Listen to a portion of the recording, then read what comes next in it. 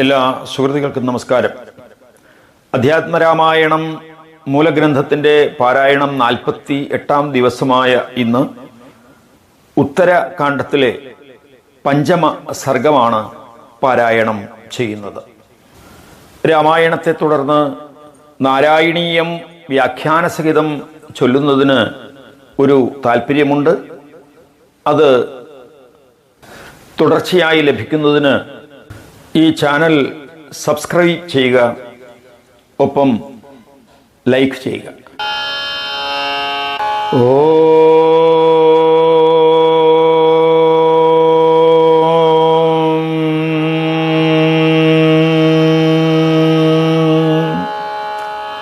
രാമായ രാമചന്ദ്രായ രാമഭദ്രായ വേധസേ രഘുനാഥായ നാഥായ സീതായ പദയേ നമഃ. കൂജന്തം രാമ രാമേതി മധുരം മധുരാക്ഷരം ആരൂഹ്യ കവിതാശഖ വന്ദേ വാൽമീകി കോകിലം. അഞ്ജനാനന്ദനം വീരം ജാനകീ ശോകനാശനം കപീശം അക്ഷരം താരം വന്ദേ ലങ്കാഭയങ്കരം. ശ്രീരാമചന്ദ്രചരണൗ മനസാ സ്മരാമി, ശ്രീരാമചന്ദ്രചരണൗ വചസാ ഘൃണാമി, ശ്രീരാമചന്ദ്രചരണൗ ശിരസാ നമാമി, ശ്രീരാമചന്ദ്രചരണൗ ശരണം പ്രപദ്യേ. രാമ ഹരേ ജയ രാമ ഹരേ ജയ രാമ ഹരേ ജയ രാമ ഹരേ രാമ ഹരേ ജയ രാമ ഹരേ ജയ രാമ ഹരേ ജയ രാമ ഹരേ. അധ്യാത്മരാമായണം ഉത്തരകാണ്ഡം പഞ്ചമസർഗഃ രാമഗീതഃ. ശ്രീമഹാദേവ ഉവാച തദോ ജഗന്മംഗലമംഗലാത്മാ വിധായ രാമായണ കീർത്തിമുത്തമം ചചാര പൂർവാചരിതം രഘൂത്തമോ രാജർഷിവൈരീർ അഭിസേവിതം യഥാ. മഹാദേവൻ മഹാദേവിയോട് പറഞ്ഞു, ലോകമംഗളകരമായ ശുഭചര്യയാൽ അനുപമമായ രാമായണ കീർത്തി ലോകമാകെ പരത്തിയ രഘുവരൻ രാജർഷി മുഖ്യർ മുമ്പ് ആചരിച്ചതും അനുഷ്ഠിച്ചതുമായ കർമ്മങ്ങൾ കൊണ്ട് അങ്ങനെ ജീവിതം നയിച്ചു. സൗമിത്രിണാപുഷ്ട ഉദാര ബുദ്ധിന രാമകഥാ പ്രാഹപുരാതനീ ശുഭ രാജ്ഞപ്രമത്തസ്യ നൃഗസ്യ ശാപതോ ദ്വിജസ്യ തിര്യക്തം അദാഹരാഘവ. ഉദാരമതിയായ ലക്ഷ്മണൻ ചോദിച്ചതനുസരിച്ച് രാമൻ പഴയ ശുഭകഥകൾ പലതും പറയുകയുണ്ടായി. ഗർവിഷ്ഠനായ നൃഗരാജാവ് ബ്രാഹ്മണശാപം മൂലം തിര്യക്കായ കഥയും രാമൻ വിവരിച്ചു. കഥാചിതേകാന്ത ഉപസ്ഥിതം പ്രഭും രാമം രമാലാളിതപാദപങ്കജം സൗമിത്രിരാസാദിത ശുദ്ധഭാവനഃ പ്രണമ്യ ഭക്ത്യാ വിനയാണ്ണിതോ അബ്രവീത്. ലക്ഷ്മീദേവിയാൽ സേവിതമായ പാദപങ്കജങ്ങൾ ഉള്ളവനും ഏകനായി ഇരുന്നരുളുന്നവനുമായ ഭഗവാൻ രാമചന്ദ്രനെ സമീപിച്ച് വിശുദ്ധചിത്തനായ ലക്ഷ്മണൻ ഭക്ത്യാദരപൂർവം പ്രണമിച്ച് ഒരിക്കൽ ഇങ്ങനെ അറിയിച്ചു. ത്വം ശുദ്ധബോധോസി സർവദേഹിനാം ആത്മാസ്യധീശോസി നിരാകൃതി സ്വയം പ്രതീയസേ ജ്ഞാനദൃശാം മഹാമതേ പാദാബ്ജഭൃംഗാഹിത സംഗസംഖിനാം. അല്ലയോ മഹാമതേ, വിശുദ്ധജ്ഞാനമാകുന്നു നീ. ദേഹധാരികളുടെ എല്ലാ ആത്മാവും നീയാണ്. സർവ്വതിനും അധിപനും നീ തന്നെ. അതേസമയം സ്വയം നിരാകാരനുമായ അങ്ങേ നിന്റെ കാൽത്താരിൽ വണ്ടുപോലെ ചേർന്നിരിക്കുന്ന ഭക്തരോട് സമ്പർക്കമുള്ളവരായ ജ്ഞാനദൃഷ്ടികൾക്ക് മാത്രമേ നിന്നെ അറിയാനാവൂ. അഹം പ്രപന്നോസ്മി പാദാംബുജം പ്രഭോ ഭവാപവർഗം തപയോഗി ഭാവിതം യഥാഞ്ജസാ ജ്ഞാനമപാരവാരിധിം സുഖം തരിഷ്യാമി തഥാനുഷാധിമാം. യോഗികൾ ധ്യാനിക്കുന്നതും ജനമോക്ഷങ്ങൾക്ക് ഹേതുകവുമായ നിന്റെ പാദപത്മത്തിൽ അല്ലയോ ഭഗവൻ ഞാനിതാ ശരണം പ്രാപിക്കുന്നു. അജ്ഞാനമാകുന്ന കരകാണാക്കടൽ കടക്കാൻ കഴിയുമാറ് എനിക്ക് ഉപദേശം നൽകിയാലും. ശ്രുത്വാദ സൗമിത്രിവജോഖിലം തഥാ പ്രാഹ പ്രപന്നാർത്തിഹര പ്രസന്നധി വിജ്ഞാനമജ്ഞാനതമ പ്രശാന്തയേ ശ്രുതിപ്രപന്നം ക്ഷിതിപാലഭൂഷണ. സൗമിത്രിയുടെ വചനമെല്ലാം ശ്രവിച്ചതിന് ശേഷം പ്രസന്നചിത്തനും ശരണാഗതരുടെ താപഹാരിയും രാജശ്രേഷ്ഠനുമായ ശ്രീരാമൻ ലക്ഷ്മണന്റെ അജ്ഞാന അന്ധകാരം ശമിപ്പിക്കാൻ വേദാനുസാരിയായ വിജ്ഞാനം വിശദീകരിച്ചു.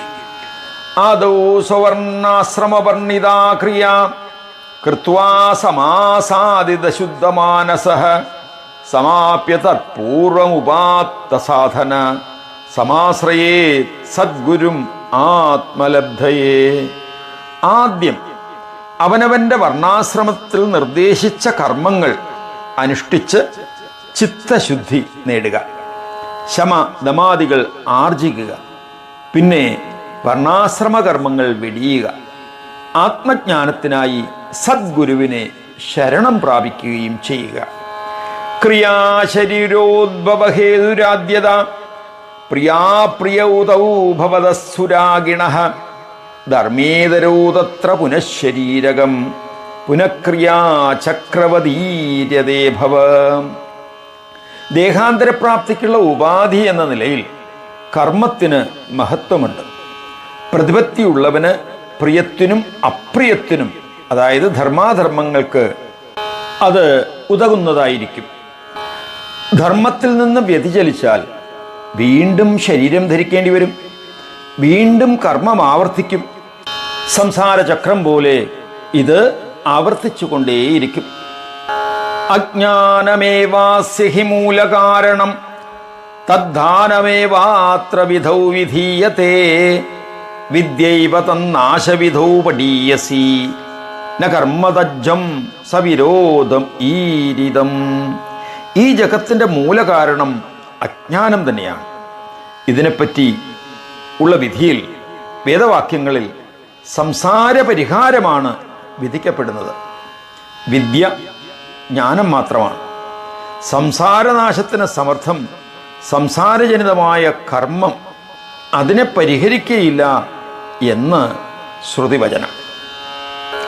നാജ്ഞാനഹാനിർന രാഗസംക്ഷയോ ഭവേത്തദകർമ്മ സദോഷമുദ്ഭവേത് തദ പുന സംസ്മൃതിരപ്യവാരിത തസ്മാത് ബുധോ ജ്ഞാനവിചാരവാൻ ഭവേത്.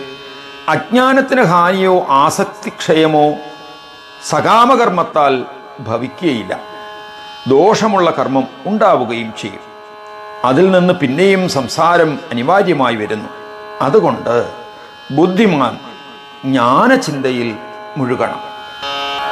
നനുക്രിയാവേദമുഖേന ചോദിത തഥൈവ വിദ്യാ പുരുഷാർത്ഥ സാധനം കർത്തവ്യതാ പ്രാണഭൃത പ്രചോദിത വിദ്യാസഹായത്വം ഉപൈതി സാ പുനഃ.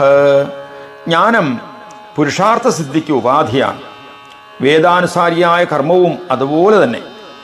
ജീവികൾക്ക് കർമ്മസ്വഭാവം ഈശ്വരദത്തമാകുന്നു. കർമ്മം ക്രമേണ ജ്ഞാനത്തിന് സഹായകമാവുകയും ചെയ്യും. കർമാകൃതോ ദോഷമപി ശ്രുതിർജഗൗ തസ്മാൽ സദാ കാര്യമിദം മുമുക്ഷുണ നനു സ്വതന്ത്രാദ്രുവകാര്യകാരിണി വിദ്യാന കിഞ്ചിൻ മനസാപ്യപേക്ഷതേ. കർമ്മം ചെയ്യാതിരിക്കുക ദോഷമാണെന്ന് വേദം അനുശാസിക്കുന്നു.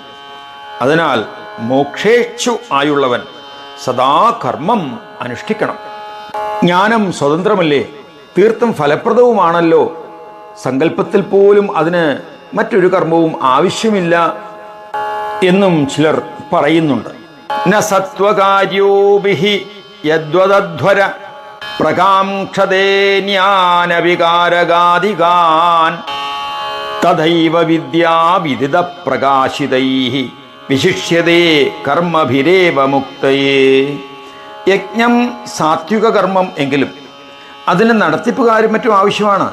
അതുപോലെ ജ്ഞാനവും വിധിപൂർവം അനുഷ്ഠിക്കുന്ന കർമ്മങ്ങളിലൂടെ മാത്രമേ മുക്തിക്ക് പ്രയോജനമാകും. കേചിത് വദന്തീതി വിതർക്കവാദിന തദപ്യസദൃഷ്ടവിരോധകാരണാത് ദേഹാഭിമാനാത് അഭിവർദ്ധതേ ക്രിയാ വിദ്യാ ഗതാഹങ്കൃതിത പ്രസിദ്ധ്യതി. ചില കുതർക്കക്കാർ പറയാറുണ്ട് കർമ്മമില്ലാതെയും ജ്ഞാനം മോക്ഷദായകമാണെന്ന്. പ്രത്യക്ഷ വിരുദ്ധമാകയാൽ അത് ശരിയല്ല. കർമ്മം ദേഹാഭിമാനം മൂലം വർദ്ധിക്കുന്നു. ജ്ഞാനമാകട്ടെ അഹംബോധം ഇല്ലാതായാൽ മാത്രമേ സിദ്ധിക്കുകയുള്ളൂ. വിശുദ്ധ വിജ്ഞാന വിരോചനാഞ്ചിത വിദ്യാത്മവൃത്തിച്ചരമേതി ഭണ്യതേ ഉദേതി കർമാഖിലകാരകാദിഭി നിഹന്തി വിദ്യാഖിലകാരകാദികം. വിശുദ്ധമായ വിജ്ഞാനപ്രഭ വിതർന്ന പരമമായ ആത്മബോധമാണ് ജ്ഞാനം എന്ന് പറയപ്പെടുന്നത്. കർമ്മം പല ഉപാധികളിലൂടെ ഉത്ഭവിക്കുന്നു. അപ്പാടെ ഉപാധികളെ ഇല്ലാതാക്കുന്നതാണ് ജ്ഞാനം. തസ്മാത്യജേത് കാര്യമശേഷതസുധീ വിദ്യാവിരോധാന്ന സമുച്ചയോ ഭവേത് ആത്മാനുസന്ധാനപരായണ സദാ നിവൃത്ത സർവേന്ദ്രിയ വൃത്തിഗോചരഃ. അതുകൊണ്ട് ഇന്ദ്രിയവൃത്തികളിൽ നിന്ന് പിന്തിരിഞ്ഞ് സദാ ആത്മാന്വേഷണത്തിൽ മുഴുകുന്ന ബുദ്ധിശാലി കർമ്മങ്ങളെ അശേഷം ത്യജിച്ചു കളയണം. ജ്ഞാനവിരുദ്ധമായതുകൊണ്ട് കർമ്മജ്ഞാനങ്ങളെ സമന്വയിപ്പിക്കുക അസാധ്യമാണ്. യാവത് ശരീരാദിഷു മായയാത്മധീ സ്ഥാവത് വിധേയോ വിധിവാദകർമ്മണാം നേരീതി വാക്യൈരഖിലം നിഷിദ്യരത് ജ്ഞാത്വാ പരാത്മാനം അധ ത്യജേത് ക്രിയാ. മായാപ്രഭാവത്താൽ ദേഹാദികളിൽ അഹംബുദ്ധി നിലനിൽക്കുന്നിടത്തോളമേ സാധകന് വൈദിക കർമ്മങ്ങളോട് വിധേയത്വമുള്ളൂ. നേതി എന്നീ ആദിവാക്യങ്ങളാൽ സകല അനാത്മവസ്തുക്കളെയും നിഷേധിച്ച് ആ പരമാത്മാവിനെ അറിയുകയും അതോടെ കർമ്മങ്ങളെ ത്യജിക്കുകയും വേണം. യഥാ പരാത്മാത്മവിഭേദകം വിജ്ഞാനമാത്മന്യവഭാതി ഭാസ്വരം തദൈവ മായാ പ്രവിലീയതേജസാ സകാരക കാരണം ആത്മസംശ്രിതേ. പരമാത്മ ജീവാത്മാക്കളുടെ ഭേദം ഒഴിവാക്കുന്ന ഉജ്ജ്വല ജ്ഞാനം എപ്പോൾ ആത്മാവിൽ വിളങ്ങുമോ അപ്പോൾ തന്നെ ആത്മസംസാര ബന്ധഹേതുവായ മായ ഉപാധിസഹിതം നീങ്ങുകയായി. ശ്രുതി പ്രമാണാഭിവിനാശിതാജസ കഥം ഭവിഷ്യത്യപി കാര്യകാരിണീ വിജ്ഞാനമാത്രാത് അമലാദ്വിതീയത തസ്മാത് അവിദ്യ ന പുനർഭവിഷ്യതി. വേദപ്രമാണങ്ങളിലൂടെ പാടെ നീക്കപ്പെട്ട ആ മായയ്ക്ക് കാര്യം നിർവഹിക്കാൻ കഴിവ് എങ്ങനെയാണ് വരിക? വിജ്ഞാനമാത്രവും വിശുദ്ധവും ഏകവുമായ ബ്രഹ്മത്തിന് അവിദ്യ പിന്നീട് ഉണ്ടാവുകയേയില്ല. യദി സ്മനഷ്ടാന പുനഃപ്രസൂയതേ കർത്താഹമസ്യേതി മതി കഥം ഭവേത് തസ്മാത് സ്വതന്ത്ര ന കിമപ്യപേക്ഷതേ വിദ്യാ വിമോക്ഷായ വിഭാതി കേവല. വിനാശമടഞ്ഞ മായ വീണ്ടും മുളയ്ക്കുകയില്ല. ഞാനാണിതിൻ്റെ കർത്താവെന്ന ബോധം ആത്മാവിന് പിന്നെ ഉണ്ടാകുന്നത് എങ്ങനെ? ആകയാൽ സ്വതന്ത്രമായ ജ്ഞാനത്തിന് മറ്റൊന്നും ആവശ്യമില്ല. കേവല ജ്ഞാനം മോക്ഷത്തിന് തികച്ചും സമർത്ഥമായി വിരാജിക്കുന്നു. സാ തൈത്തിരീയശ്രുതിരാഘസാദരം ന്യാസം പ്രശസ്ത അഖിലകർമ്മണാം സ്ഫുടം ഏതാവദിത്യാഹജവാജിനം ശ്രുതി ജ്ഞാനം വിമോക്ഷായന കർമ്മസാധനം. പ്രശസ്തമായ തൈത്തിരീയ ഉപനിഷത്ത് ഉദ്ഘോഷിക്കുന്നു, അഖില കർമ്മങ്ങളും ഉപേക്ഷിച്ചുകൊള്ളുക. ഏതാവത് എന്ന് തുടങ്ങുന്ന വാചസനേയ ശ്രുതിയും അത് തന്നെ പറയുന്നു. ജ്ഞാനമാണ് മോക്ഷഹേതു, കർമ്മം അല്ല. വിദ്യാസമത്വേനുദർശിതത്വയാ കർത്തുന്ന ദൃഷ്ടാന്ത ഉദാഹൃതസമ ഫലൈ പൃഥക്ത്വാത് ബഹുകാരകൈക്രതു സംസാധ്യതേ ജ്ഞാനമതോ വിപര്യയം. ജ്ഞാനത്തിന് തുല്യമാണ് കർമ്മം. അതായത് യജ്ഞം എന്ന് നിങ്ങൾ ചൂണ്ടിക്കാട്ടി. പക്ഷേ ഉദാഹരിച്ച ദൃഷ്ടാന്തം ശരിയല്ല. കാരണം ഫലങ്ങൾ ഭിന്നങ്ങളാണ്. യജ്ഞം അതായത് കർമ്മം പല ഉപാധികളിലൂടെയാണല്ലോ നടത്തപ്പെടുക. അതിനാൽ അതിന് വിപരീതമാണ് ജ്ഞാനം. സപ്രത്യവായോ ഹ്യഹമിത്യനാത്മധി അജ്ഞപ്രസിദ്ധാനത് തത്വദർശിനഃ തസ്മാത് ബുധൈ ത്യാജ്യം അവിക്രിയാത്മഭി വിധാനത കർമ്മവിധി പ്രകാശിതം. കർമ്മം ത്യജിച്ചാൽ താൻ പാപഭാക്കാകും എന്ന ഭീതി ആത്മബോധമില്ലാത്ത അജ്ഞന്മാരിലെ കാണും. തത്വദർശികൾക്ക് അങ്ങനെയില്ല. ആകയാൽ വികാരാതീതരായ ബുദ്ധിമാന്മാർ വിഹിത കർമ്മങ്ങൾ പോലും നിയമേന വിടേണ്ടതാണ്. ശ്രദ്ധാന്വിതത്വമസീതി വാക്യതോ ഗുരോ പ്രസാദാത് അവിശുദ്ധമാനസഃ വിജ്ഞായ ചൈകാത്മ്യമധാത്മജീവയോ സുഖീ ഭവേന്മേർ ഉരിവാ പ്രകമ്പനഃ. അനന്തരം വിശുദ്ധചിത്തനായി ഗുരുപ്രസാദവും നേടി തത്വമസി എന്ന മഹാവാക്യം അനുധ്യാനം ചെയ്ത് പരമാത്മ ജീവാത്മ ഐക്യം ശരിക്കും അറിഞ്ഞ് മേരുവിനെപ്പോലെ നിശ്ചലനായി സാനന്ദം വാണുകൊള്ളുക. ആദൗ പദാർത്ഥാവഗതിർഹി കാരണം വാക്യാർത്ഥ വിജ്ഞാന വിധൗ വിധാനത തത്വം പദാർത്ഥോ പരമാത്മജീവകാ അസീതി ചൈകാത്മ്യമധാനയോർഭവേത്. വിധിപൂർവം മഹാവാക്യാർത്ഥം ഗ്രഹിക്കാനുള്ള മാർഗം ആദ്യമേ ശബ്ദാർത്ഥം അറിയുക തന്നെ. തത് ത്വം എന്ന വാക്കുകൾക്ക് അർത്ഥം യഥാക്രമം പരമാത്മാ ജീവാത്മാ, പിന്നെ അസി എന്നതിനാൽ അവയുടെ ഏകത്വം വിവക്ഷിതം. പ്രത്യക് പരോക്ഷാദി വിരോധമാത്മനോ വിഹായ സംഗൃഹ്യതയോച്ചിതാത്മതാം സംശോധിതാം ലക്ഷണയാജലക്ഷിതാം ജ്ഞാത്വാ സ്വമാത്മാനം അഥാദ്വയോ ഭവേത്. ആത്മ പരമാത്മാക്കൾക്ക് കൽപ്പിതമായ പ്രത്യക്ഷ പരോക്ഷാദി വൈരുദ്ധ്യം വെടിഞ്ഞ് ലക്ഷണയിലൂടെ ലക്ഷീകരിച്ച് പരിശോധിച്ച് അവയുടെ ചിതാത്മത അല്ലെങ്കിൽ ഏകാത്മത തന്നെയാണ് തൻ്റെയും ആത്മാവെന്നറിഞ്ഞ് അങ്ങനെ അദ്വൈത സിദ്ധി കൈവരിക്കണം.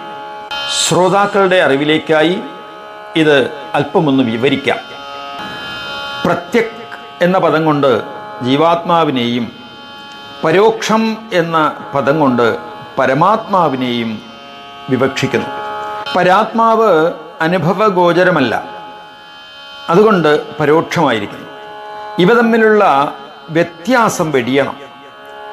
ഒരേ ചിത്തത്വമാണ് അവ എന്നറിയണം. അതുതന്നെ തൻ്റെയും ആത്മാവ്, ഈ ബോധമാണ് അദ്വൈത സിദ്ധി. അദ്വൈത ബോധം എങ്ങനെയാണ് കൈവരിക? വാക്കുകളുടെ മുഖ്യാർത്ഥത്തിലൂടെ സാധ്യമല്ല. മുഖ്യാർത്ഥം എന്നാൽ വാച്യാർത്ഥം, അതിലൂടെ സാധ്യമല്ല. പക്ഷേ മുഖ്യാർത്ഥം ബാധിതമാകുമ്പോൾ മറ്റൊരു ശബ്ദശക്തി പ്രവർത്തിക്കുന്നു. അതിനെയാണ് ലക്ഷണ എന്ന് പറയുന്നത്. ലക്ഷണയിലൂടെ കിട്ടുന്നത് ലക്ഷ്യാർത്ഥം. ലക്ഷണ പ്രവർത്തിക്കുന്നത് പ്രയോജനത്തെ ആസ്പദമാക്കിയാണ്. ജീവാത്മ പരമാത്മാക്കളുടെ ഐക്യം പ്രത്യക്ഷത്തിലൂടെ സിദ്ധമല്ലായകയാൽ ലക്ഷണയിലൂടെ ഗ്രഹിക്കുക എന്നാണ് ഇവിടെ അർത്ഥമാക്കിയിരിക്കുന്നത്. ഏകാത്മകത്വാ ജഗതി ന സംഭവേത് തഥാ ജഹല്ലക്ഷണതാ വിരോധത സോയം പദാർത്ഥവിവ ഭാഗലക്ഷണ യുജ്യേത തത്വം പരയോർ അദോഷതഃ. ഏകാത്മത മൂലം തത് ത്വം പദങ്ങൾക്ക് ജഗതീലക്ഷണ സംഭവിക്കുകയില്ല. വൈരുദ്ധ്യമുള്ളതുകൊണ്ട് അജഹലക്ഷണയും ഇല്ല. തത് ത്വം പദങ്ങൾക്ക് ദോഷം നേരിടായികയാൽ ഭാഗലക്ഷണ യോജിക്കും. സ അയം എന്ന വാക്കുകളുടെ അർത്ഥങ്ങൾക്കെന്നതുപോലെ ശ്രോതാക്കൾക്ക് വേണ്ടി ഒന്ന് വിവരിക്കാം. തത് അത്, ത്വം നീ, സ അവൻ, അയം ഇവൻ. ലക്ഷണയ്ക്ക് പല ഭേദങ്ങളുണ്ട്. ഈ ശ്ലോകത്തിൽ 3 പരാമർശിക്കപ്പെടുകയാണ്. ജഹല്ലക്ഷണ, അജഹല്ലക്ഷണ, ജഹദ് അജഹത് ലക്ഷണ അല്ലെങ്കിൽ ഭാഗലക്ഷണ. ജഹൽ ലക്ഷണ എന്ന് പറയുന്നത് ജഗത്ത് വിടുന്നത്. ഇതിൻ്റെ വാച്യാർത്ഥം വിട്ടുകളയുന്നു. ലക്ഷ്യാർത്ഥവുമായി അതിന് കാര്യമായ ബന്ധമില്ല. ഉദാഹരണം, വീട് നദിയിലാണ്. നദിയിൽ വീട് നിലനിൽക്കില്ല, അതിനാൽ വാച്യാർത്ഥം പറ്റില്ല. നദിയുടെ തീരത്താണ് വീടെന്ന് ലക്ഷ്യാർത്ഥം. തത് ത്വം അസി എന്ന വാക്യത്തിലും വാച്യാർത്ഥം എടുക്കാൻ സാധ്യമല്ല. അതിനാലാണ് ഇവിടെ ജഹൽ ലക്ഷണ സംഭവിക്കുകയില്ല എന്ന് പറഞ്ഞത്. ഇനി അജഹൽ ലക്ഷണ, അജഹത്ത് എന്ന് പറഞ്ഞാൽ വിടാത്തത്. ഇവിടെ വാച്യാർത്ഥവും ലക്ഷ്യാർത്ഥവും ബന്ധപ്പെട്ടിരിക്കുന്നു. ഉദാഹരണം, ഉരുക്കുതൊപ്പി വന്നതോടെ ആൾക്കൂട്ടം ഓടി. ഈ ഉരുക്കുതൊപ്പി എന്ന് പറഞ്ഞാൽ പോലീസ്, പട്ടാളം ഇവരൊക്കെ ധരിക്കുന്നതാണല്ലോ ഉരുക്കുതൊപ്പി. അപ്പോൾ പോലീസുമായി സാഹചര്യ ബന്ധമുണ്ട്. ഇപ്പോൾ വാച്യാർത്ഥം വിട്ടുപോകുന്നില്ല. അതിനാൽ അജഹൽ ലക്ഷണ തത്വം അസിയെ വ്യാഖ്യാനിക്കാൻ ഇതും അപര്യാപ്തമാണ്. ജഹദ് അജഹദ് ലക്ഷണ വിട്ടുവിടാത്ത ലക്ഷണം എന്നർത്ഥം. ഇതിൽ വാച്യാർത്ഥം വിടാം, വിടാതെയും ഇരിക്കാം. ഇത് തന്നെ ഭാഗലക്ഷണ. ഉദാഹരണം, ദേവദത്തനാണ് ഇവൻ. ഒരിക്കൽ ഒരിടത്ത് ദേവദത്തനെ കണ്ടു, പിന്നീട് ഒരിക്കൽ മറ്റൊരിടത്തും കണ്ടു. ആദ്യം കണ്ടതും ഇപ്പോൾ കണ്ടതുമായ ദേശകാലങ്ങളെ വിട്ടാൽ ദേവദത്തിന് വ്യത്യാസമൊന്നുമില്ല. ആ ആൾ തന്നെ ഇത്. ദേശകാലങ്ങളെ വിടുന്നു, ആളിനെ വിടുന്നുമില്ല. ആകയാൽ ജഹദ് അജഹദ് ലക്ഷണ എന്ന് പറയാം. തത്വമസിയെ വ്യാഖ്യാനിക്കാൻ ഇത് മതി. ദേശകാലങ്ങളെ, മായയെയും ഉപാധികളെയും വിട്ടാൽ ബ്രഹ്മം മാത്രം വിരാജിക്കുന്നു. തത്വം എന്നീ രണ്ടു പദങ്ങളുടെയും ലക്ഷ്യാർത്ഥം ഒന്നാകുന്നു. അങ്ങനെ അദ്വൈത സിദ്ധി, അതായത് ജീവ ബ്രഹ്മ ഐക്യം സിദ്ധമാകുന്നു. രസാദീ പഞ്ചീകൃതഭൂത സംഭവം ഭോഗാലയം ദുഃഖസുഖാദികർമ്മണാം ശരീരമാദ്യന്തവദാദികർമ്മജം മായാമയം സ്ഥൂലമുപാധിമാത്മനഃ. പൃഥിവ്യാദി പഞ്ചഭൂതങ്ങളിൽ നിന്ന് ഉളവായതും സുഖദുഃഖാദി കർമ്മങ്ങളുടെ ഫലഭോഗത്തിനുള്ള ഉപാധി, പൂർവ കർമ്മ പരിണതിയും മായാമയവും ആദ്യന്തയുക്തവുമായ ശരീരമാണ് ആത്മാവിൻ്റെ സ്ഥൂലമായ ഉപാധിയെന്ന് വിദ്വാൻമാർ പറയുന്നു. ഇതും ഒന്ന് വിശദീകരിക്കാം. പഞ്ചീകരണം എന്ന് പറയുന്നത് പഞ്ചഭൂതങ്ങളെ വിശേഷരീതിയാ ഭാഗിച്ച് മിശ്രണം ചെയ്യുന്ന പ്രക്രിയയാണ്. സൂക്ഷ്മഭൂതങ്ങളിൽ നിന്ന് എങ്ങനെ ഈ വിശാല വിശ്വം വികസിച്ചു വരുന്നു എന്നതിന് വേദാന്തം നൽകുന്ന വിശദീകരണമാണ് പഞ്ചീകരണം. ആകാശാദി പഞ്ചഭൂതങ്ങളെ ഓരോന്നിനെയും രണ്ടായി വിഭജിച്ച് 10 ഭാഗങ്ങൾ, അവയിൽ ആദ്യത്തെ 5 ഭാഗങ്ങൾ ഓരോന്നിനെയും 4 സമഭാഗങ്ങളാക്കി അതാതിൻ്റെ രണ്ടാം അർദ്ധഭാഗം ഒഴിവാക്കി ബാക്കിയെ അടുത്തതിൻ്റെ മറ്റു ഭാഗങ്ങളുമായി കലർത്തുക. ഇവയിൽ നിന്ന് ആകാശം, വായു, തേജസ്, ജലം, ഭൂമി എന്നീ ഭൂതങ്ങൾ വികസിക്കുന്നു. ആകാശം ശബ്ദത്തെ വ്യഞ്ജിപ്പിക്കുന്നു. വായുവിൽ ശബ്ദവും സ്പർശവുമുണ്ട്. അഗ്നിയിൽ ശബ്ദ സ്പർശ രൂപങ്ങളുണ്ട്. ശബ്ദസ്പർശ രൂപരസങ്ങൾ ജലത്തിലുണ്ട്. പൃഥിവിയിൽ ശബ്ദ സ്പർശ രൂപരസഗന്ധങ്ങൾ. ഈ പഞ്ചീകൃത ഭൂതങ്ങളിൽ നിന്നാണ് ബ്രഹ്മാണ്ഡം വികസിച്ചത് എന്ന് വേദാന്തസാരത്തിൽ പറയുന്നു. ശരീരം 3 വിധമുണ്ട്: സ്ഥൂലം, സൂക്ഷ്മം, കാരണം. കോശങ്ങൾ 5 വിധമാണ്: അന്നമയം, പ്രാണമയം, മനോമയം, വിജ്ഞാനമയം, ആനന്ദമയം. സ്ഥൂല ശരീരത്തോട് ബന്ധപ്പെട്ടത് അന്നമയകോശം, അത് നമുക്ക് കാണാൻ സാധിക്കുന്നതായ ശരീരം. പ്രാണമയ, മനോമയ, വിജ്ഞാനമയ കോശങ്ങൾ സൂക്ഷ്മ ശരീരത്തോട് ബന്ധപ്പെടുന്നവയാണ്. ആനന്ദമയ കോശം കാരണശരീരവുമായി ബന്ധപ്പെട്ടിരിക്കുന്നു. സൂക്ഷ്മം മനോബുദ്ധി ദശേന്ദ്രിയൈർയുതം പ്രാണൈരപഞ്ചീകൃതഭൂത സംഭവം ഭോക്തു സുഖാദേർ അനുസാദനം ഭവേത് ശരീരമന്യത് വിദുരാത്മനോബുധ. മനസ്സ്, ബുദ്ധി തുടങ്ങിയ 10 ഇന്ദ്രിയങ്ങൾ, പഞ്ചപ്രാണന്മാർ ഇവയോട് ചേർന്നതും പഞ്ചീകരിക്കാത്ത ഭൂതത്തിൽ നിന്ന് ഉത്ഭവിച്ചതും ജീവന്റെ സുഖദുഃഖങ്ങൾക്ക് ഉപാധിയുമായി ആത്മാവിന് മറ്റൊരു സൂക്ഷ്മ ശരീരമുണ്ടെന്നും വിദ്വാൻമാർ അഭിപ്രായപ്പെടുന്നു. ശ്രോതാക്കളുടെ അറിവിലേക്ക് ഒന്ന് വിവരിക്കാം. ജ്ഞാനേന്ദ്രിയങ്ങളായ കണ്ണ്, മൂക്ക്, നാക്ക്, ത്വക്ക്, ചെവി എന്നിവയോടൊപ്പം ശബ്ദ, സ്പർശ, രൂപ, രസ, ഗന്ധം എന്നിങ്ങനെ 5 കാര്യങ്ങൾ കൂടി ചേർത്തിട്ടാണ് ഇവിടെ ദശ ഇന്ദ്രിയങ്ങൾ എന്ന് പറഞ്ഞിരിക്കുന്നത്. സൂക്ഷ്മ ശരീരത്തിൽ 17 വസ്തുക്കൾ അടങ്ങിയിട്ടുണ്ട്. ജ്ഞാനേന്ദ്രിയങ്ങൾ 5, സൂക്ഷ്മ വിഷയങ്ങൾ അതായത് തന്മാത്രകൾ 5, പ്രാണന്മാർ 5, മനസ്സ് 1, ബുദ്ധി 1. ഇങ്ങനെ 17 ഘടകങ്ങൾ അടങ്ങിയിട്ടുള്ളതാണ് സൂക്ഷ്മ ശരീരം. അനാദ്യ നിർവാജ്യമപീഹ കാരണം മായാപ്രധാനം ദുപരം ശരീരകം ഉപാധിഭേദാസ്തു യത പൃഥക് സ്ഥിതം സ്വാത്മാനം ആത്മന്യവധാരയേത് ക്രമാത്.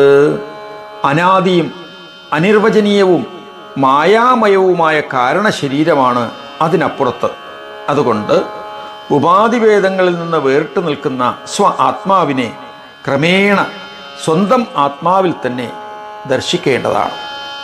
കോശേഷ്വയം ദേശു ദത്തദാകൃതി വിഭാതി സംഗാത് സ്ഫടികോവലോ യഥാ അസംഗരൂപോയം അജോയതോദ്വയോ വിജ്ഞായതേസ്മിൻ പരിതോ വിചാരിതേ. സ്ഫടികക്കല്ല് പോലെ ആത്മാവ് അതത് കോശങ്ങളുമായി ചേരുമ്പോൾ അതാതിൻ്റെ ആകൃതിയിൽ വിളങ്ങും. ആ വിഷയത്തിൽ ഗാഠമായി ചിന്തിച്ചാൽ ആത്മാവ് സംഗമില്ലാത്ത അദ്വയ തത്വമാണ് എന്ന് അറിയാം. ബുദ്ധേ ത്രിധാവൃത്തിരപീഹ ദൃശ്യതേ സ്വപ്നാദിഭേദേന ഗുണത്രയാത്മന അന്യോന്യതോസ്മിൻ വ്യഭിചാരതോ മൃഷ നിത്യേ പരേ ബ്രഹ്മണി കേവലേ ശിവേ. ത്രിഗുണാത്മകമായ ബുദ്ധിക്ക് സ്വപ്നാദിഭേദങ്ങളുള്ള അതായത് ജാഗ്രൽ, സ്വപ്നം, സുഷുപ്തി എന്ന് 3 പ്രവണതകൾ കാണാം. ഇവയ്ക്ക് പരസ്പരം സങ്കലനം ഉള്ളതുകൊണ്ട് കേവലമംഗലവും നിത്യവുമായ പരബ്രഹ്മത്തിൽ അവ മിഥ്യയായിത്തീരുന്നു. ദേഹേന്ദ്രിയ പ്രാണമനിശ്ചിതാത്മനാം സംഗാത് അജസ്രം പരിവർത്തതേധിയ വൃത്തിസ്തമോ മൂലയതാജ്ഞലക്ഷണ യാവത് ഭവേത് താവദസൗ ഭവേത് ഭവ. ദേഹ, ഇന്ദ്രിയ, പ്രാണ, മന, ചിത്ത്, ആത്മാ ഇവയുടെ സംഘാതമായി നിരന്തര മാറ്റത്തിന് വിധേയമാകുന്നത് ബുദ്ധിയുടെ വൃത്തി മാത്രമാണ്. ഇത് തമോ ഗുണത്തിൽ നിന്നുളവായതിനാൽ അജ്ഞതയാകുന്നു. ഇത് നിലനിൽക്കുന്നിടത്തോളം കാലം ലോകത്തിൽ ജനിക്കേണ്ടതായും വരും. നേതി പ്രമാണേന നിരാകൃതാഖിലോ ഹൃദാ സമാസ്വാദിത ചിത്ഘനാമൃത ത്യജേദശേഷം ജഗദാത്തസദ്രസം പിത്വാ യഥാംഭ പ്രജഹാതി തത്ഫലം. നേതി നേതി എന്ന വേദപ്രമാണത്തിലൂടെ അഖില സംസാരബന്ധവും വിച്ഛേദിച്ച് ഹൃദയത്തിൽ ചൈതന്യാമൃതം ആസ്വദിച്ച് രസരൂപമായ ബ്രഹ്മത്തെ കൈക്കൊള്ളുകയും ലോകത്തെ നിശേഷം തള്ളുകയും ചെയ്യുക. ഇളനീർ കുടിച്ച് തൊണ്ട് കളയുന്നത് പോലെ. ദൃശ്യമായതൊന്നും ബ്രഹ്മമല്ല, ആകയാൽ അതിനെ തള്ളുക.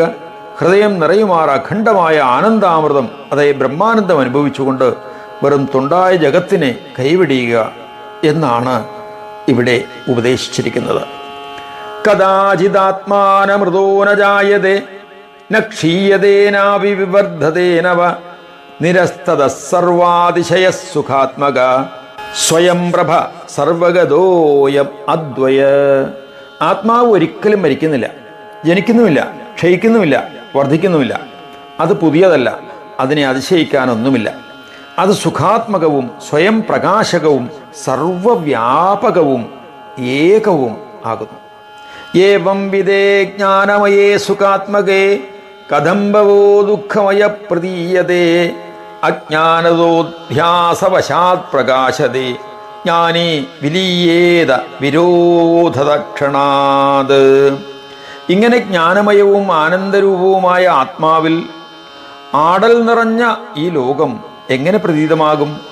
അജ്ഞത മൂലമുള്ള അധ്യാസത്താലാണ് ഈ ജഗത്ത് പ്രകാശിക്കുന്നത്. ജ്ഞാനം ഉദിക്കുമ്പോൾ നിമിഷത്തിൽ അതില്ലാതാകും. ശ്രോതാക്കളുടെ ശ്രദ്ധയ്ക്ക് അധ്യാസം എന്താണെന്ന് അടുത്ത ശ്ലോകത്തിൽ പറയുന്നുണ്ട്. എങ്കിലും വിശദമായി അറിയുന്നതിന് വിവേക ചൂഡാമണി ശ്ലോകം 139 മുതൽ 144 വരെ വായിക്കുമ്പോൾ ബോധ്യമാകും. യദന്യതന്യത്ര വിഭാവ്യതേ ഭ്രമാത് അധ്യാസമിത്യാഹുരമും വിപശ്ചിത അസർപ്പഭൂതേഹി വിഭാവനം യഥാ രജ്വാദികേ തദ്വദപീശ്വരേ ജഗത്. അന്യായമായ ഒന്നിനെ ഭ്രമം മൂലം മറ്റൊരിടത്ത് വിഭാവനം ചെയ്യാറുണ്ടല്ലോ. ഇതിനെയാണ് വിദ്വാൻമാർ അധ്യാസം എന്ന് പറയുക. ഒരു കയർ പുളഞ്ഞു കിടക്കുന്നത് കണ്ടിട്ട് പാമ്പാണ് കിടക്കുന്നത് എന്ന് ഓർത്ത് ഭയക്കുന്നത് പോലെ ഈശ്വരനിൽ ജഗത്തിനെയും ഭാവനം ചെയ്യുന്നു. വികൽപ്പമായാരഹിതേ ചിദാത്മകേ അഹങ്കാരയേഷ പ്രഥമ പ്രകൽപ്പിതഃ അധ്യാസയേവാത്മനി സർവകാരണേ നിരാമയേ ബ്രഹ്മണി കേവലേ പരേ. വികൽപ്പവും മായയുമില്ലാത്ത ചിത്സ്വരൂപവും സകല കാരണവും അഴലറ്റ കേവലാത്മാവുമായ പരബ്രഹ്മത്തിൽ ഈ അഹംബോധം ആദ്യമായി കൽപ്പിക്കപ്പെട്ടു. അതാണ് അധ്യാസം. ഇച്ഛാദിരാഗാദി സുഖാദിധർമ്മിക സദാദിയ സംസൃതി ഹേതവ പരേ യസ്മാത് പ്രസുപ്തൗ തദഭാവത പര സുഖസ്വരൂപേണ വിഭാവ്യദേഹിന. പരമാത്മാവിൽ ഇച്ഛ, സ്നേഹ, സുഖാദികളായ ധർമ്മങ്ങളുടെ ഭാവനകൾ പുലർത്തുകയാണ് സംസാരത്തിന് കാരണം. ഗാഠനിദ്രയിൽ സംസാരം ഇല്ലാതാകുന്നതിനാൽ പരമാത്മാവിനെ ആനന്ദരൂപനായി തന്നെ നമുക്ക് വിഭാവന ചെയ്യാൻ സാധിക്കും. അനാദ്യ വിദ്യോദ്ഭവ ബുദ്ധിബിംബിതോ ജീവപ്രകാശോയമീര്യതേചിത ആത്മാധിയ സാക്ഷിതയാ പൃഥക് സ്ഥിതോ ബുദ്ധ്യാ പരിച്ഛിന്നപരസ്സയേവഹി. അനാദിയായ അവിദ്യയിൽ നിന്നുളവായ ബുദ്ധിയിൽ ബിംബിതമായ ചേതനപ്രകാശമാണ് ജീവൻ എന്ന് പറയപ്പെടുക. ബുദ്ധിക്ക് സാക്ഷിയായി ആത്മാവ് വേറിട്ട് നിൽക്കുന്നു. ആ പരമാത്മാവാകട്ടെ ബുദ്ധിയാൽ പരിച്ഛേദിക്കപ്പെടുന്നുമില്ല. ചിദ്ബിംബ സാക്ഷ്യാത്മധിയാം പ്രസംഗത ഏകത്രവാസാത് അനലാക്തലോഹവത് അന്യോന്യമധ്യാസവശാത് പ്രതീയതേ ജഡാജഡത്വം ച ചിദാത്മചേതസോ. തീയിൽ ചുട്ടുപഴുത്ത ഇരുമ്പ് പോലെ ചിദ്ബിംബവുമായ അതിന് സാക്ഷിയായ ആത്മാബുദ്ധി ഇവയും ഒരുമിച്ച് ഒരിടത്ത് വർത്തിക്കുന്നതിനാൽ ചിദാത്മാവിനും ബുദ്ധിക്കും അധ്യാസവശാൽ അന്യോന്യം ജഡത്വവും ചേതനത്വവും ഉണ്ടെന്ന് തോന്നാം. ഇത് ഒന്ന് വിവരിക്കാം. അഗ്നി ഇരുമ്പുമായി ബന്ധപ്പെടുമ്പോൾ അതിൻ്റെ ഗുണം, അതായത് ചൂട്, ഇരുമ്പിൽ കലരുന്നു. അപ്പോൾ രണ്ടും ഒന്നാണെന്ന് തോന്നാം. അതുപോലെ ആത്മാവ് ജഡത്തിലേക്ക് വ്യാപിക്കുമ്പോൾ രണ്ടും ഒന്ന് തന്നെ എന്ന് നമുക്ക് തോന്നാം. അവയ്ക്ക് പരസ്പരം അധ്യാസമുണ്ട്. അധ്യാസം മിഥ്യാപ്രതീതി ഉളവാക്കും. അധ്യാസം നീങ്ങുന്നതോടെ യഥാർത്ഥ ജ്ഞാനം ഉണ്ടാവുകയും എന്നാണ് ഇവിടെ അർത്ഥമാക്കിയിരിക്കുന്നത്.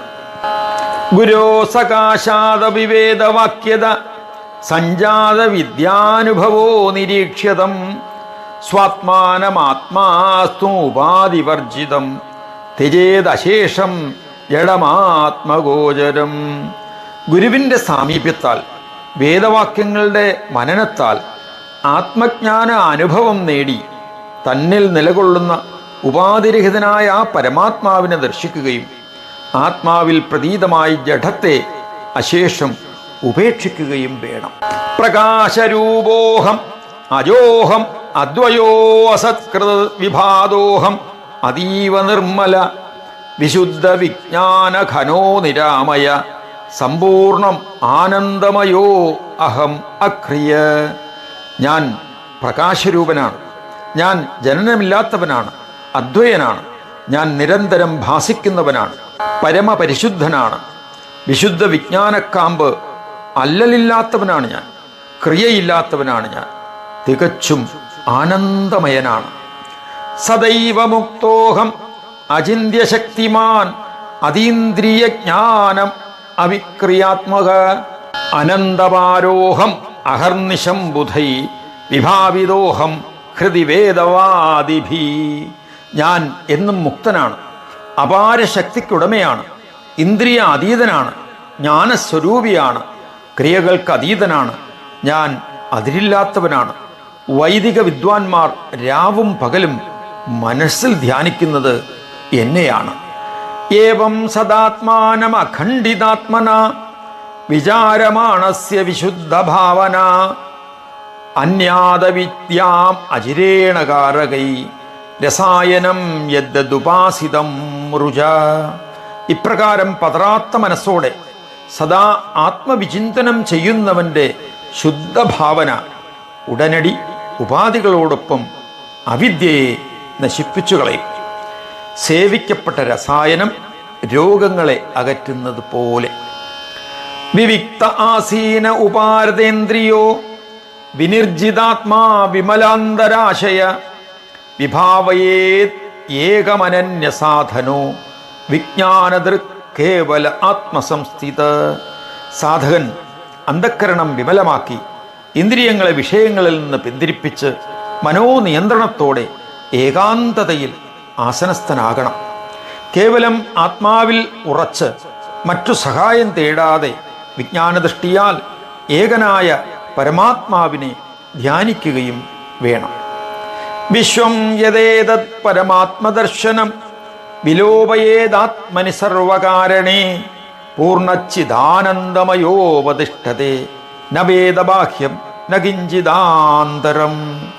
ഈ വിശ്വം പരമാത്മസ്വരൂപമാണ്. അതിനെ സർവകാരണമായ പരമാത്മാവിൽ ലയിപ്പിക്കുക. തികച്ചും ചിദാനന്ദമായ പരമ്പൊരുളിൽ ലയിക്കുന്നവന് ബാഹ്യമെന്നോ ആന്തരമെന്നോ തെല്ലും തോന്നുകയില്ല.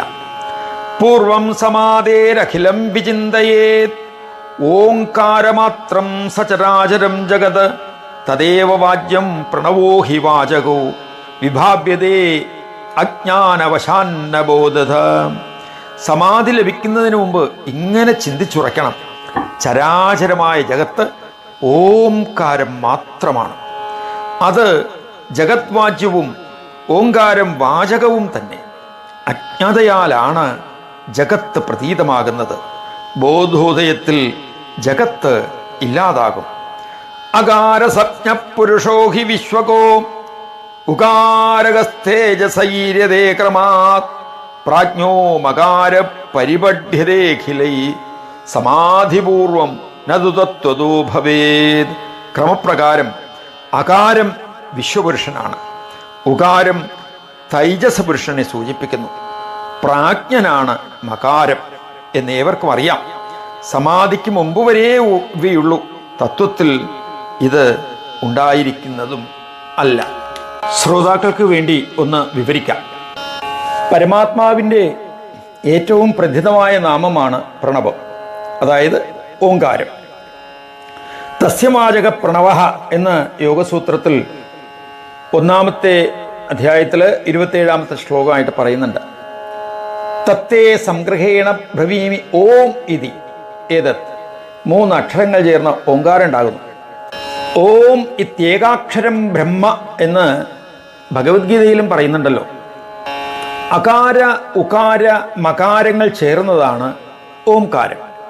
അതുകൊണ്ടാണ് അകാരവും ഉകാരവും ചേർന്ന് ഓ എന്ന ശബ്ദം ഉണ്ടാകുന്നതുകൊണ്ടാണ് 3-ൽ 2 ഭാഗം ഓ എന്നും 3-ൽ 1 ഭാഗം എന്നും ഓങ്കാരത്തിൽ നമ്മൾ ചൊല്ലുന്നത്.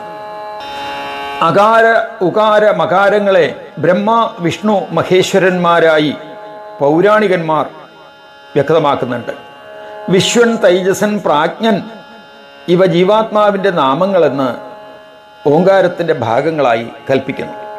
വിശ്വം ത്വകാരം പുരുഷം വിലോപയേത് ഉകാരമധ്യേ ബഹുധാ വ്യവസ്ഥിതം തതോ മകാരേ പ്രവിലേപ്യ തൈജസം ദ്വിതീയവർണം പ്രണവസ്യ ജാന്തിമേ. പലതരത്തിൽ സ്ഥിതി ചെയ്യുന്ന അകാരപുരുഷനെ, അതായത് വിശ്വനെ ഉകാരത്തിൽ ലയിപ്പിക്കുക. എന്നിട്ട് പ്രണവത്തിൻ്റെ രണ്ടാം വർണ്ണവും തേജസ് രൂപവുമായ ഉകാരത്തെ അന്തിമ മകാരത്തിൽ ലയിപ്പിക്കണം. മകാരമപ്യാത്മനിചിത് ഘനേ പരേ വിലോപയേത് പ്രാജ്ഞമവീഹ കാരണം സോഹം പരം ബ്രഹ്മ സദാ വിമുക്തിമത് വിജ്ഞാനദൃക്മുക്ത ഉപാദിതോ അമലഃ. കാരണരൂപനായ പ്രാജ്ഞനെ, അതായത് മകാരത്തെ ചൈതന്യഘനമായ പരമാത്മാവിൽ ലയിപ്പിക്കണം. നിത്യമുക്തവും നിർമ്മലവും ഉപാധിരഹിതവും വിജ്ഞാനചക്ഷുസുമായ ആ പരബ്രഹ്മമാണ് താൻ എന്ന് വിചാരിച്ചുകൊള്ളുക. ഏവം സദാജാത പരാത്മഭാവന സ്വാനന്ദദുഷ്ടപരിവിസ്മൃതാഖില ആസ്തേ സ നിത്യാത്മസുഖപ്രകാശക സാക്ഷാത് വിമുക്തോ അജലവാരി സിന്ധുവത്.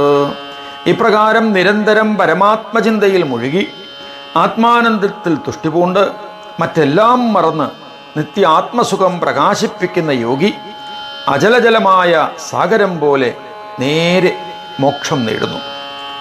ഏവം സദാഭ്യസ്ത സമാധിയോഗിനോ നിവൃത്ത സർവേന്ദ്രിയഗോചരസ്യ ഹി വിനിർജിതാശേഷരിവോരഹം സദാ ദൃശ്യോ ഭവേയം ജിതഷഡ്ഗുണാത്മനഃ.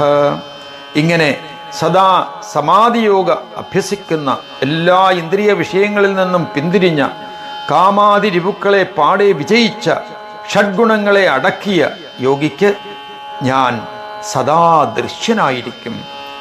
ധ്യാത്വൈവമാത്മാനമഹർനിശം മുനി തിഷ്ഠേ സദാ മുക്ത സമസ്തബന്ധന പ്രാരബ്ധമശ്മന്നഭിമാനവർജിതോ മയ്യേവ സാക്ഷാത് പ്രവിലീയതേ തത്. പകലും രാവും ആത്മധ്യാനത്തിൽ മുഴുകി ബന്ധനങ്ങളിൽ നിന്ന് എന്നേക്കുമായി വിടുതൽ നേടി വേണം മുനി കഴിയേണ്ടത്. കർത്തൃത്വാദി അഭിമാനം വിട്ട് പ്രാരബ്ധം ഭുജിച്ച് ജീവിക്കണം. അവസാനം അയാൾ നേരെ എന്നിൽ ലയിക്കുകയും ചെയ്യുന്നു. ആദൗജമധ്യേജ തഥൈവ ചാന്തതോ ഭവം വിദിത്വാ ഭയശോകാരണം ഹിത്വാ സമസ്തം വിധിവാദചോദിതം ഭജേ സ്വമാത്മാനം അഥാഖിലാത്മനാം. തുടക്കത്തിലും ഇടയ്ക്കും ഒടുക്കവും ഈ ലോകം ഭയശോകങ്ങൾക്ക് കാരണമാണെന്നറിഞ്ഞ് വിധിനിഷേധാത്മകമായ കർമ്മജാലമെല്ലാം വെടിഞ്ഞ് സകല പ്രാണികളിലും കുടികൊള്ളുന്ന ആത്മാവിനെ, പരമാത്മാവിനെ ഭജിക്കുക. ആത്മന്യഭേദേന വിഭാവയന്നിദം ഭവത്യഭേദേന മയാത്മനാ തഥാ യഥാ ജലം വാരിധൗ യഥാപയ ക്ഷീരേ വിയത്വ്യോമ്ന്യനിലേ യഥാനില. ജലം സമുദ്രത്തിൽ, പാലിൽ പാൽ, മഹാകാശത്തിൽ ഘടാകാശം, വായുവിൽ വായു ഇവ ചേർന്ന് ഒന്നാകും പോലെ ഈ ജഗത്ത് ആത്മാവിൽ നിന്ന് അഭിന്നമാണെന്ന് സദാ വിഭാവനം ചെയ്താൽ ജീവാത്മാവ് പരമാത്മാവായ എന്നിൽ നിന്ന് അഭിന്നനായി ഭവിക്കും. ഇത്തം യദീക്ഷേത ഹി ലോകസംസ്ഥിതോ ജഗന്മൃഷൈവേദി വിഭാവയൻ മുനി നിരാകൃതത്വാത് ശ്രുതിയുക്തമാനതോ യഥേന്ദുഭേദോ ദിശി ദിക്ഭ്രമാദയഃ. ഇങ്ങനെ ലോകത്തിൽ ജീവിച്ചുകൊണ്ട് തന്നെ ഈ ലോകം വെറും മിഥ്യയെന്ന് മുനി ആലോചിച്ച് മനസ്സിലാക്കണം. യാവന്യപശ്യേദഖിലം മദാത്മകം താവൻ മദാധാരണ തത്പരോ ഭവേത് ശ്രദ്ധാലുതത്യൂർജിത ഭക്തിലക്ഷണോ യസ്തസ്യ ദൃശ്യോഹം അഹർനിശം ഹൃദി. വിശ്വത്തെയെല്ലാം എൻ്റെ സ്വരൂപമെന്ന നിലയിൽ കാണാൻ കഴിയാത്ത പക്ഷം അതിന് കഴിവ് ലഭിക്കുന്നതുവരെ എന്നെ ഭജിക്കുന്നതിൽ മുഴുകിക്കൊള്ളുക. ഉത്കടമായ ഭക്തിയുള്ള ശ്രദ്ധാലുവിന് എന്നെ എപ്പോഴും തൻ്റെ ഹൃദയത്തിൽ തന്നെ ദർശിക്കാവുന്നതാണ്. രഹസ്യമേതത് ശ്രുൽസാരസംഗ്രഹം മയാ വിനിശ്ചിത്യ തവോദിതം പ്രിയ യസ്ത്വേതദാലോചയതീഹ ബുദ്ധിമാൻ സമുച്യതേ പാതകരാശി വീക്ഷണാത്. ഇതാണ് ശ്രുതിയുടെ സാരസംഗ്രഹമായ രഹസ്യതത്വം. പ്രിയമുള്ളവനെ, ഞാൻ നിശ്ചയപൂർവകം നിനക്ക് ഇത് ഉപദേശിച്ചിരിക്കുന്നു. ഈ ലോകത്തിൽ ഏതെങ്കിലും ബുദ്ധിയുള്ളവൻ ഇതേപ്പറ്റി മനനം ചെയ്താൽ സകല പാപങ്ങളിൽ നിന്നും അവൻ ക്ഷണത്തിൽ മുക്തി നേടും. ഭ്രാതർയദിദം പരിദൃശ്യതേ ജഗത് മായൈവ സർവം പരിഹൃത്യ ചേതസാ മദ്ഭാവനാഭാവിത ശുദ്ധമാനസ സുഖീ ഭവാനന്ദമയോ നിരാമയഃ. അല്ലയോ സഹോദര, ഈ കാണുന്ന ലോകം വെറും മായയാണ്. ഇതെല്ലാം മനസ്സാ വെടിഞ്ഞ് എന്നെ ധ്യാനിച്ച് ചിത്തശുദ്ധി നേടുക, സുഖിയും ആനന്ദമയനും ശോകരഹിതനും ആവുക. യസ്സേവതേ മാം അഗുണം ഗുണാത്പരം ഹൃദാഗതാവായതി വാ ഗുണാത്മകം സോഹം സ്വപാദാഞ്ചിതരേണുഭിസ്പൃശൻ പുനാതി ലോകത്രതയം യഥാരവി. ഗുണാതീതനായ എന്നെ നിർഗുണനായോ സഗുണനായോ ഹൃദയപൂർവം എന്നെങ്കിലും ഏവനെങ്കിലും സേവിച്ചാൽ അവൻ ഞാനാണ്, ഞാനും അവനും ഒന്ന് തന്നെ. തൻ്റെ പാദപാംസുക്കളാൽ സ്പർശിച്ച് ലോകത്രയം അവൻ പാവനമാക്കുന്നു, സൂര്യൻ എന്നതുപോലെ. വിജ്ഞാനമേതദഖിലം ശ്രുതിസാരമേകം വേദാന്ത വേദ്യചരണേന മയൈവ ഗീതം യശ്രദ്ധയാ പരിപഠേത് ഗുരുഭക്തിയുക്തോ മദ്രൂപമേദിയതി മദ്വചനേഷു ഭക്തി. അതാണ് നിഖില വിജ്ഞാനം, വേദങ്ങളുടെ ഏകസാരം. വേദാന്തം കൊണ്ട് അറിയേണ്ട പാദങ്ങളുള്ള ഞാൻ നിനക്ക് ഉപദേശിച്ചിരിക്കുന്നു. ഗുരുഭക്തിയുള്ള ഏതൊരുവൻ ഇത് ശ്രദ്ധാപൂർവം പഠിക്കുന്നുവോ, എൻ്റെ വചനങ്ങളിൽ പ്രതിപത്തിയുള്ള പക്ഷം അവൻ എൻ്റെ സാരൂപ്യം പ്രാപിക്കുക തന്നെ ചെയ്യും. ഓം ഇത് ശ്രീമദധ്യാത്മരാമായണേ ഉമാമഹേശ്വര സംവാദേ ഉത്തരകാണ്ഡേ പഞ്ചമസർഗഃ. രാമ ഹരേ ജയ രാമ ഹരേ ജയ രാമ ഹരേ ജയ രാമ ഹരേ രാമ ഹരേ ജയ രാമ ഹരേ ജയ രാമ ഹരേ ജയ രാമ ഹരേ.